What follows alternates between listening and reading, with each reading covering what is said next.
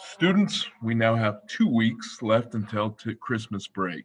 Your first task, if you have not done so already, is last week we did a review on our third unit on civil liberties and civil rights, and we took a test. So, if you did not take the test in class and you have not taken the test online, you need to take that test.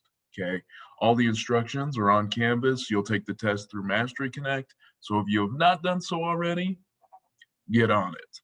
This week we're starting a new unit. It is a mini unit where we talk about the judicial system or the court system in the United States. And I think this graphic will help us look at how the court system in our country is set up. So what you see in front of you is what our federal court system looks like. At the bottom, we have trial courts. Now, if they don't get it right in the trial court, or if one of the parties involved in the trial believe that justice was not brought out, they can appeal. When we think of an appeal, what we're doing is we're asking for a higher court to review the judgment of a trial court. So that is the appellant court. And we have 12 circuit courts in the United States. We call those appellate courts, and they review court decisions of the trial courts in the United States justice system. If Court of Appeals, they reach a verdict and one of the parties is not happy with it, they can make another appeal, and that appeal is to the High Court or the United States Supreme Court. The Supreme Court is the ultimate court of the United States. In our Supreme Court in the United States today, we have 9 Supreme Court justices. When they rule on something, we call that judicial review. It is up to the Supreme Court of the United States of America to interpret what the Constitution means and what is not constitutional. We call that process judicial review. The Supreme Court is not that busy in America. Well, you can say that to a Supreme Court justice and they probably think they're very busy. But what I mean is, in the Supreme Court, they really only hear between 75 and 100 court cases a year.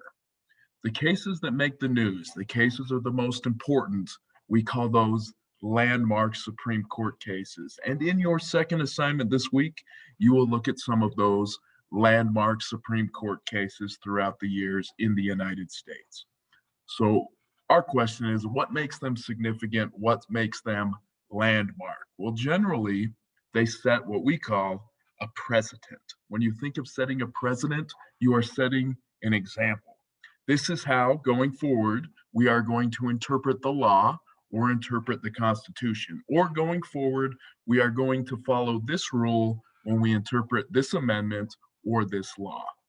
When it sets precedent, generally those are the court cases we remember because they are important in the years going forward, as well as those are the court cases that we refer to so we don't have to rule on the same cases and interpret the same laws year after year.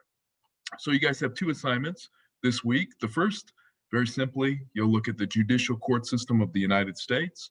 And second, you'll look at some of these landmark court cases, what amendments they had to deal with, and why we consider them significant in American history and in the history and application of the Supreme Court and judicial review. All right, on that note, you guys have a great week. 2 weeks till Christmas. Catch up if you need to. Bye-bye.